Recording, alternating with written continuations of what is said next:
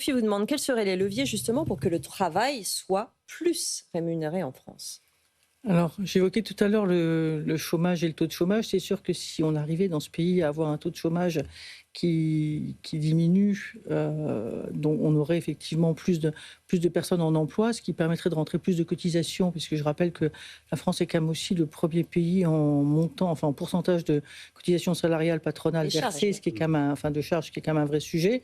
Et ça permettrait peut-être de diminuer les cotisations, puisqu'il y aurait moins à verser, puisqu'il y aurait moins de gens au chômage. On a été proche du plein emploi, on était à 7%. 7%, on est loin encore des autres pays d'Europe. Enfin, c'est-à-dire, quand on regarde les résultats, les taux de chômage en Europe, on est quand même un peu à la fin au fond de la classe. Donc je pense que dans un monde idéal, mais là je rêve peut-être, si se fixer un objectif de se dire quelque part entre 5,5 et 6, ça serait parfait pour l'image du pays serait pas du tout la même, et il y aurait une redistribution qui serait totalement différente, et on pourrait effectivement redonner du pouvoir d'achat là.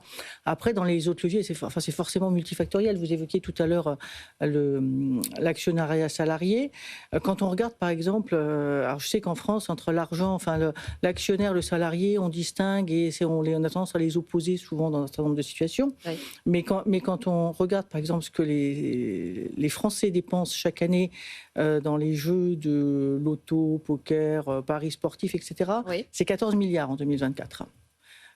Si on se dit, alors on note les enfants puisque c'est en dessous de 18 ans, si on se dit, je regarde la population, je ne parle même pas de la population active, je parle de la population totale, on va dire à peu près 50 millions.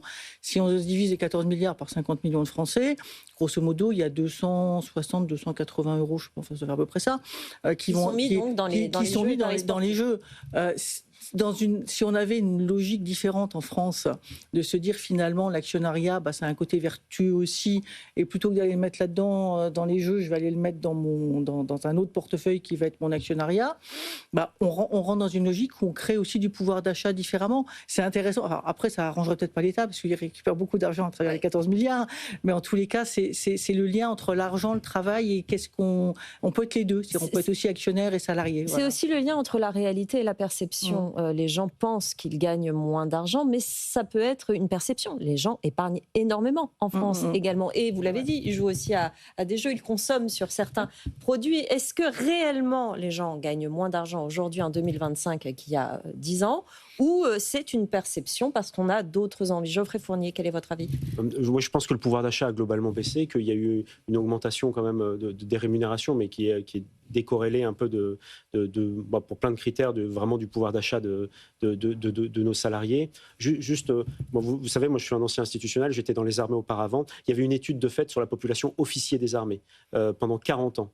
Et en fait, on s'est rendu compte que leur pouvoir d'achat des officiers des armées avait diminué, avait été divisé par 4 entre 1980 et 2020.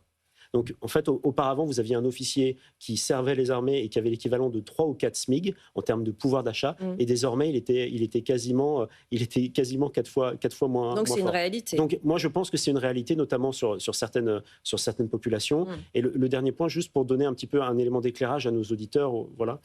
Lorsque on vous paye 2 000 euros, l'entreprise paye environ 2 800 euros. Donc, il y a une notion de fiscalité qui est importante. Alors, je ne vais pas rentrer dans le détail, savoir que ça crée de l'emploi ou pas, parce que c'est plus politique dans ces manières de faire. Est-ce que ça serait simplement pas de la compétitivité pour l'entreprise? Mais je dis juste, voilà, on a quand même 42% de charges lorsqu'on paye un salarié net. Donc c'est quand même donc charge sociale plus charge patronale. Donc je pense qu'il y a un sujet de réflexion quand même à avoir là-dessus, si on le compare avec d'autres pays européens notamment. Dites-nous